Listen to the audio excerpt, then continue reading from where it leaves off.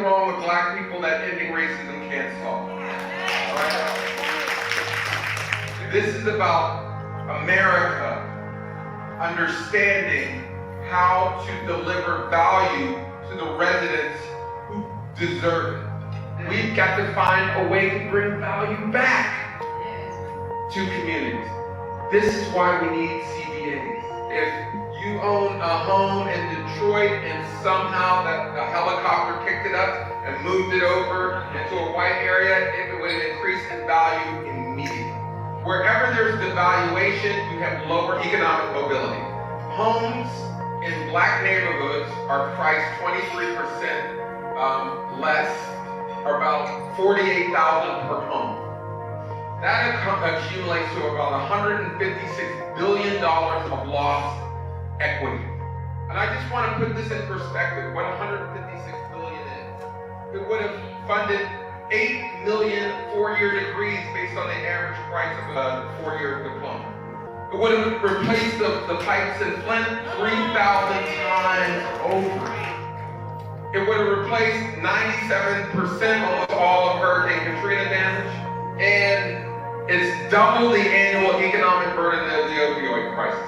And so we are robbed in education, robbed in policing, robbed in infrastructure. That money, that $156 billion, is supposed to come back to you. And if that's not going to happen, we've got to find a way to bring value back. You must say, hey, these are the values that I'm going to stand by or die by. You may not see the benefits of your labor, but people after you will. Yeah. We just need a few of us to stand and to know our price, stand for our price. Why I believe in you all and why I believe in CBAs in general. Because you're not going anywhere and you need to demand your price. You need to demand what you are owed. And racism is robbing you every single day.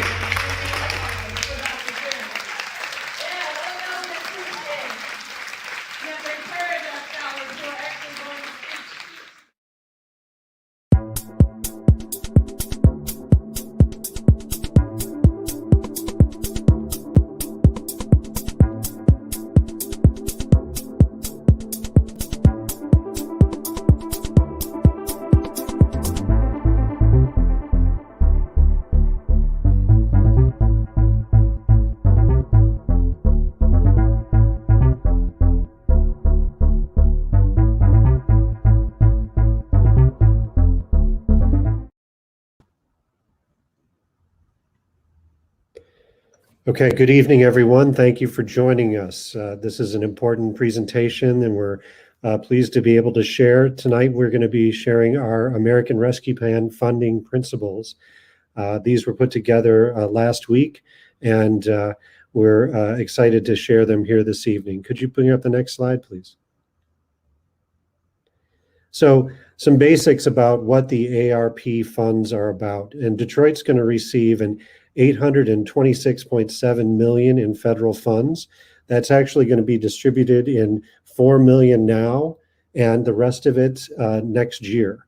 And so what we're concerned about is that this money is spent in a way where Detroiters benefit. The American Rescue Plan was passed by U.S. Congress in March of this year, and it's designed to provide additional relief to address continued impact of COVID-19 on the economy, on public health, state and local governments, individuals, and businesses.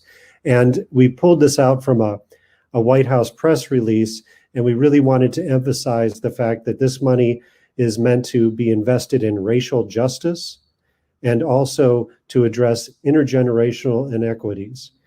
Next slide, please. So, and this is one of the foundations of our presentation here, is that in the past 10 years, many Detroiters have been left behind, and as a part of this process with this ARP funds, the Detroiters that have been left behind over the last 10 years must be made whole. Next slide. So when we say Detroiters are left behind, what do we mean? There are strategic neighborhoods that a lot of money has gone into, a lot of investment has gone into around the city. And unfortunately, the way that this money has been spent, it's created a great deal of inequity. A recent report by Detroit Future City shows how the policies of the last 10 years have failed Detroiters. And one of the most stunning numbers from the Detroit Future City report is between 2010 and 2019, the median income of whites in Detroit has actually increased by 60% as compared to an 8% increase for Black Detroiters.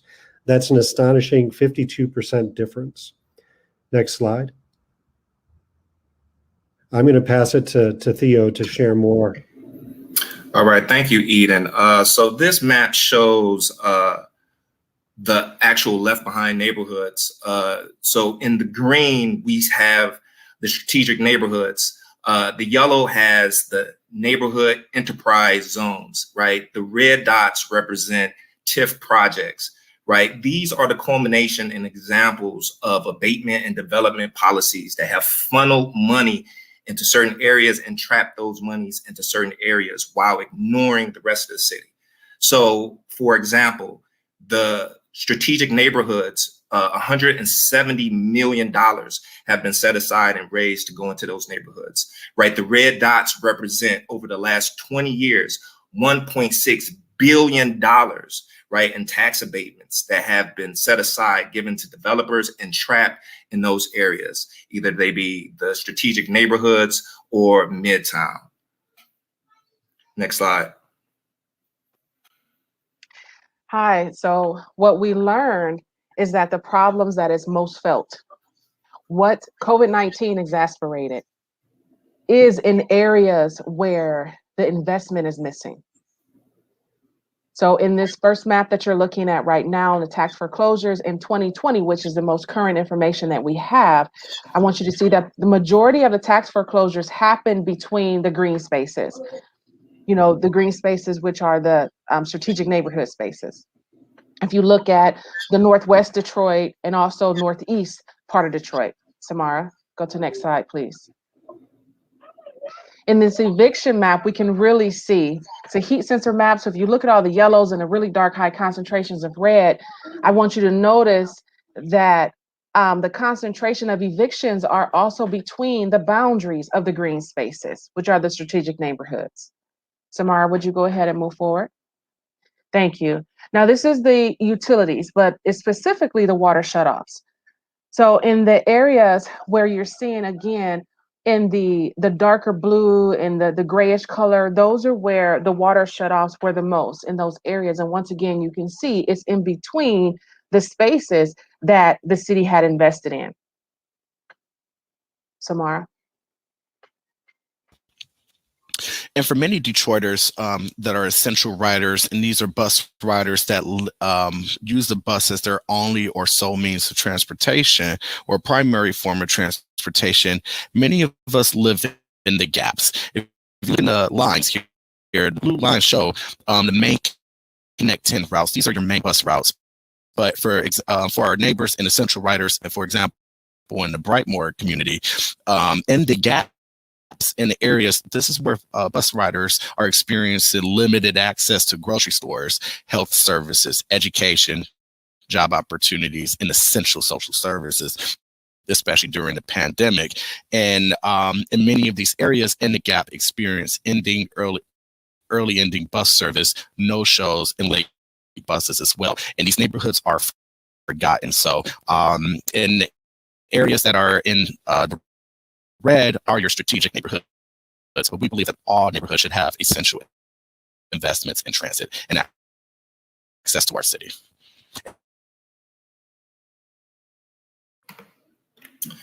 So I think it's important to remember that depending on which variable it was, right, it impacted different parts of the city. And that's what the map showed, right? But when you take all of the factors into account in culmination, there were areas that were impacted by multiple negative COVID factors, either that be water shutoffs, evictions, foreclosures, and COVID rates and cases. The areas outlined in blue represent the areas that were impacted by at least 3 of those factors. The areas outlined in red represent areas that were impacted by 4 of those factors, all 4 of those factors. As you can see, 9 out of the 10 areas, right, the strategic neighborhood areas have not been affected, right, by these concentration of COVID factors.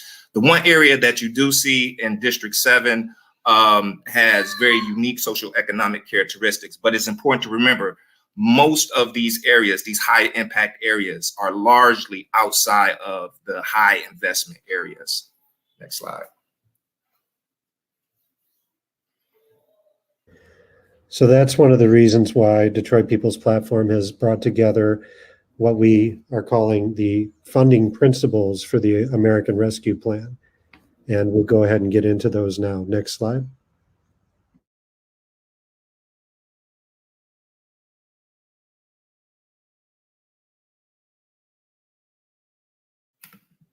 So here are our principles for the ARP money. The first principle is racial equity and inclusion, right? Demonstrate commitment to racial equity and inclusion in prioritizing needs and investments.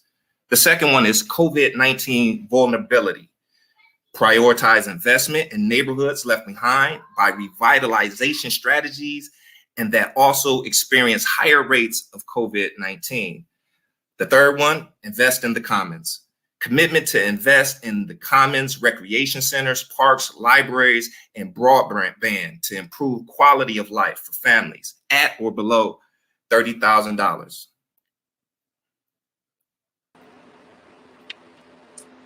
Direct assistance includes resident needs, which is the allocation of funding for direct assistance to vulnerable households. Another major principle is to reduce paperwork and bureaucracy that impedes residents' ability to access support in a timely manner. And lastly, reaching critical households. That means enabling a diverse network of neighborhood-based providers to reach critical households and provide assistance. We also would like to see that there is attached community benefits agreements to public investments outside of the scope of the CBA ordinance. Participatory budgeting, which is setting aside funding for neighborhood engagement through participatory budgeting and community design programs. Transparency and accessibility with ARP budgeting data that is routinely shared with Detroiters. And lastly, monitoring and evaluation of ARP expenditures and allocations with biannual reporting.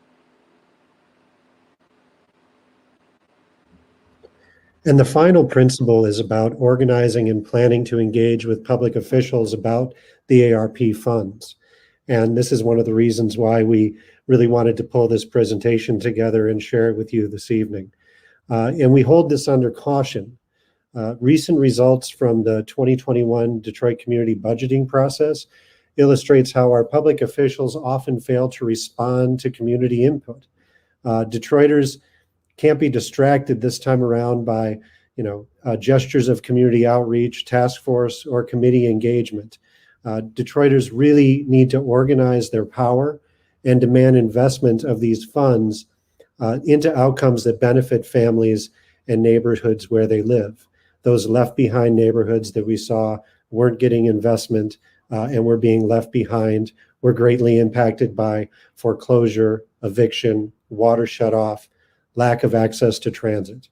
As an example, one of the reasons why we really need to be aware and really need to be active in this process is that in that budget analysis, our final budget analysis for the most recent budgeting process was that less than 5% of the initial budget that was put forward by the administration was actually changed by Detroit City Council. So even though Detroiters have called for funding to go into things like parks and recreation, even though Detroiters have asked for money to support services that they need, they've not been heard.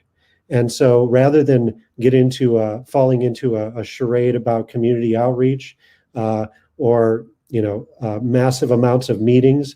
What we need to do is really organize with our community and put forth plans for where we believe this money should go based upon these principles. Next slide, please. In just about an hour at 7 o'clock, Mayor Duggan will be presenting on the American Rescue Fund plan tonight at 7 p.m. There's an opportunity for all of us to learn about how this would affect our neighborhoods and cities as well. Our number to get into tonight's meeting is 312-626-6799 with meeting ID 827-5298-2663. And if we go to the next slide, there's opportunities to also speak to our city council members about the American Rescue Plan Act. This is going to have major impact on our communities, and we have a voice on how we want this ARP money to be spent. So regarding your district, you should get in contact with your council person. We have their phone numbers listed ahead, their email address, and also their Twitter handle as well too. Whichever way you get in contact with your city council person, they need to hear from you in your community, in your neighborhood, in terms of our priorities are needed for that. And if you live in District 7, do not worry. You have access to Council President Brenda Jones and Janae Ayers, your at-large members, to convey our necessary our needs for the American Rescue.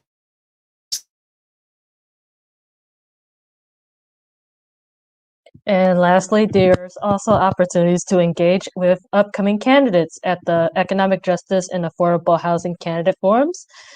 Detroit People's Platform and our community partners will be hosting these forums. The first one is June 23rd, about 4th District 7 at Ford Memorial United Methodist Church at 16400 West Warren Avenue from 5:30 to 7:30 p.m.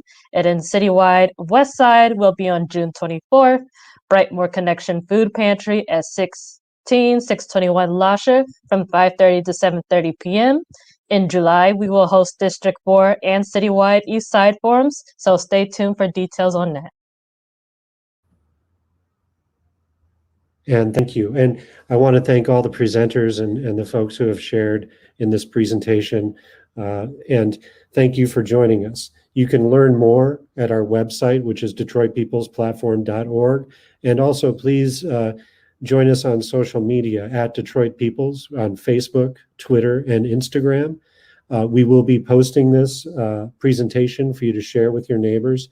And again, just a final example of needing to get together and organize with our communities, reaching out to your neighbors, putting together plans and presenting them to both the mayor and the city council so that we can make sure that the funds that are coming to our city, these unprecedented funds that we've never seen before, are actually used to help lift Detroiters that have been left behind in the changes that have been happening in the city over the last 10 years.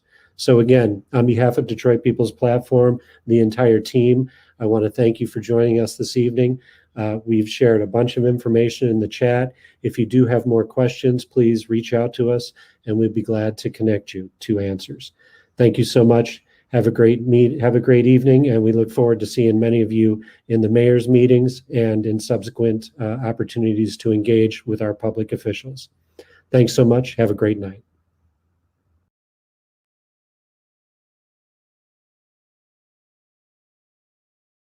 Value immediately. Wherever there's devaluation, you have lower economic mobility.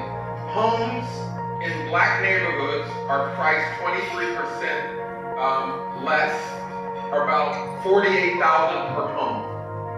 That accumulates to about $156 billion of lost equity.